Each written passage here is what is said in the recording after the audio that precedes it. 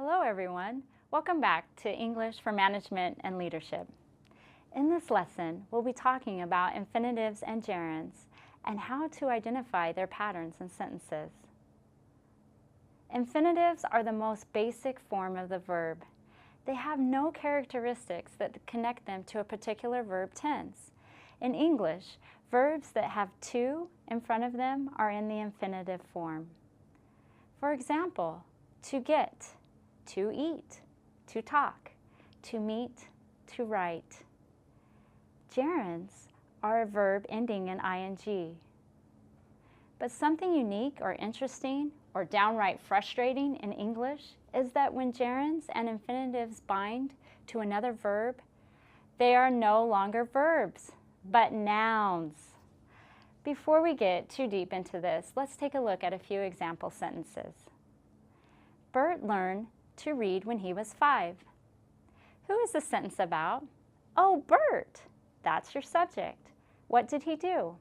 He learned something. What is that something? Oh, to read. See how read is now a thing, and things are nouns.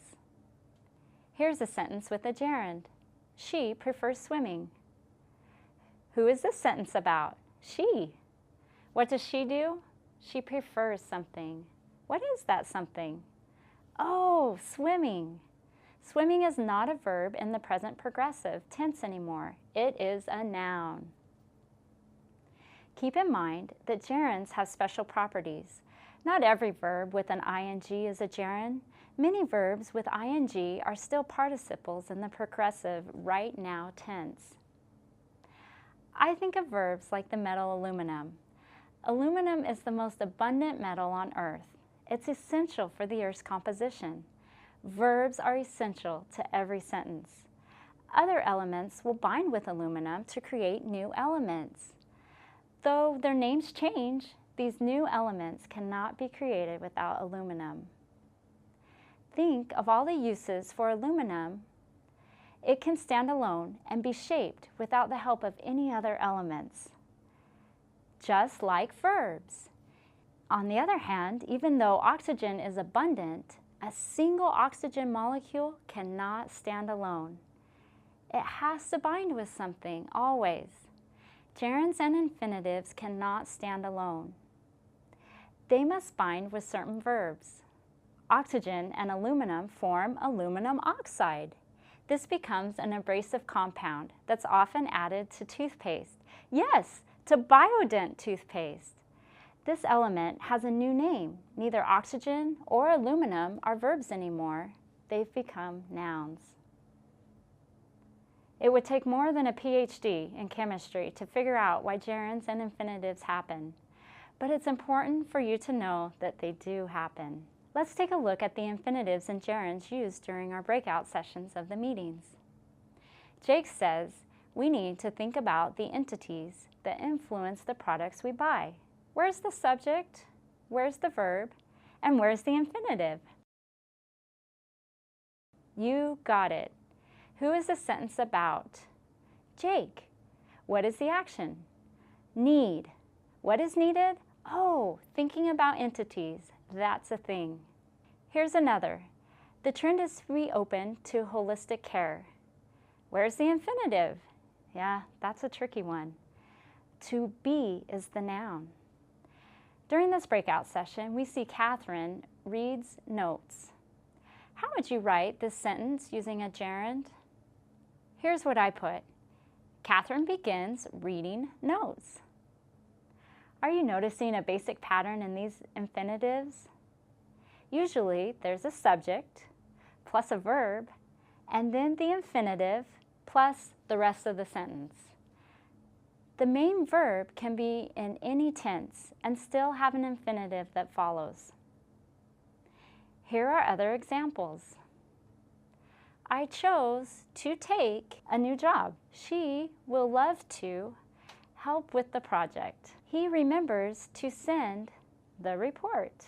Like our loose oxygen molecules, only certain verbs will bond with every common verb, like our aluminum, to make these infinitive nouns.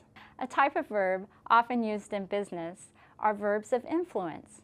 They are verbs like authorize, advise, urge, tell, get, or persuade. Other popular verbs that come before an infinitive are like love, want, need, mean, forget, remember, start, refuse, agree, hope, and prefer. Most of these verbs have to do with thinking and feeling. Thinking and feeling? Ha! I just created 2 gerunds, and that's exactly what we're talking about next. What is the gerund pattern? You're right, it's not much different. It's usually a subject with a verb plus a new verb with ing plus the rest of the sentence. Look at these sentences with gerunds. I understand quitting is not an option. We advise speaking to our manager. Jake continued talking. Even though our fascinating aluminum oxide compound has formed an abrasive material used in the next best-selling Biodent toothpaste, the molecular bonds still have the ability to break apart, especially if they are moved. Infinitive and gerund bonds with their regular verbs can also break apart or split, especially if we begin moving them. A new word will squeeze its way between the bond of the verb of the gerund or infinitive. Look at these split sentences. Eric appreciated her helping with the order. The boss generally understands leaving early for family issues. Gerunds can also be used as a subject. Writing takes time. Many times the gerund will be in a singular noun, so pay attention to the present tense s. Here's a split infinitive. He taught Nathan to read for comprehension. It's important to know this pattern, and many times using a gerund or infinitive is necessary. But as a caution, don't overuse them. As you'll see in Module 4, when we discuss concise language, many times infinitives and gerunds can be eliminated. You've done a lot of good work in this lesson, so let's condense all of this into some key takeaways. A gerund and an infinitive are verb forms that can act like a noun in a sentence.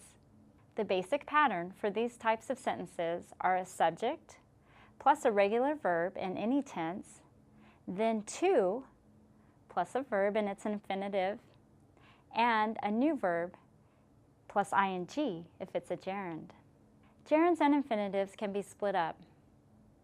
If you would like more information about gerunds and infinitives, look for an additional reading within Module 3.